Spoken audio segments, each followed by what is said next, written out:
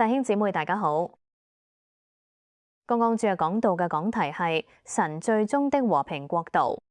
經文係以賽亞書2章1至4節。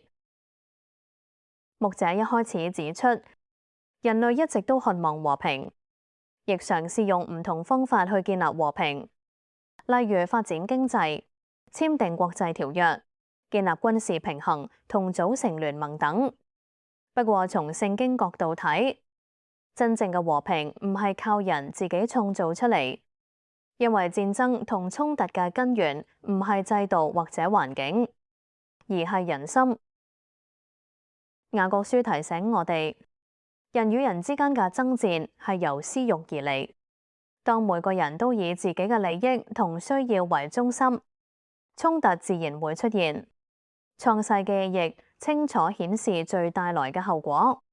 亞當夏娃犯罪後互相推卸責任，關係破裂，到下一代，該隱因嫉妒而殺害亞伯。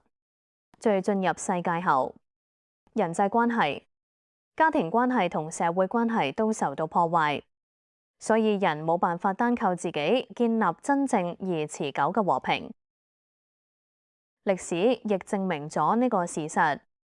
人類曾經以為透過貿易、財富、軍備發展，甚至勢力均衡同軍事聯盟，就可以維持和平。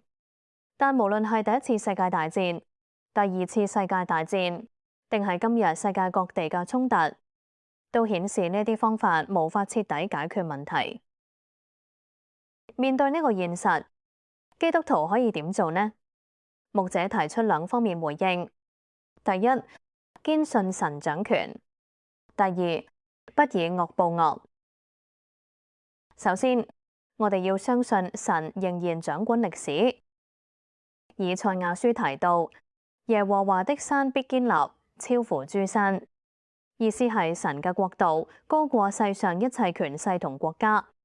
雖然世界充滿戰亂同邪惡，但神仍然喺歷史當中工作。牧者分享自己研究歷史同軍中服侍嘅經驗，指出好多重大歷史事件嘅發展都超出人嘅計算，提醒我哋歷史唔係完全掌握喺人手中，神仍然喺背後引導同掌權。另外，神唔單止掌管歷史，仲能夠改變人心。牧者分享軍中弟兄嘅見證，有人喺戰場上經歷神嘅保守後，願意放棄即將到手嘅退休福利，信服神嘅帶領離開軍隊。亦有曾經擔任狙擊手嘅軍人，後來生命被神改變，成為牧師服侍主。呢啲見證都顯明神能夠喺最黑暗嘅環境中工作，改變人嘅生命。第三，神嘅掌權亦體現在他嘅公義上。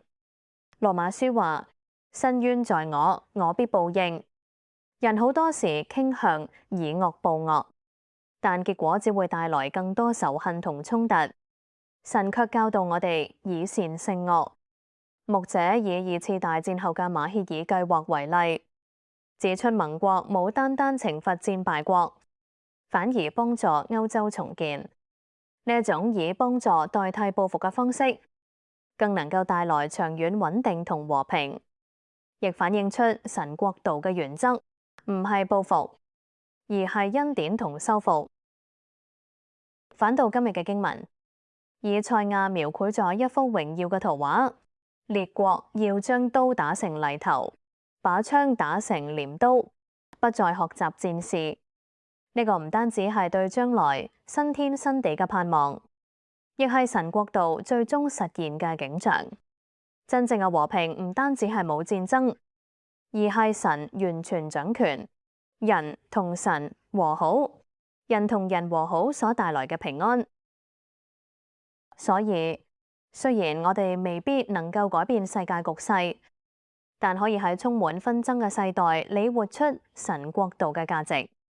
我哋要堅信神掌權，相信他最終必成就公義同和平，同時喺生活中拒絕報復，不以惡報惡，將審判同申冤交返俾神，當我哋咁樣行嘅時候，就能夠喺動盪不安嘅世界裏經歷從神而來嘅平安，並成為和平嘅見證人。最後，牧者留咗2條問題俾大家反思。第一，你認為和平係單單冇衝突，定係包括更深層嘅關係同生命狀態？點解呢？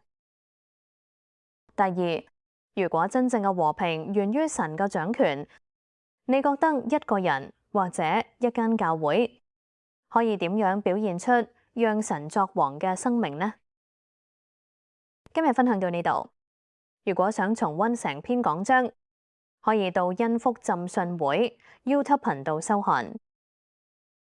多謝大家，拜拜。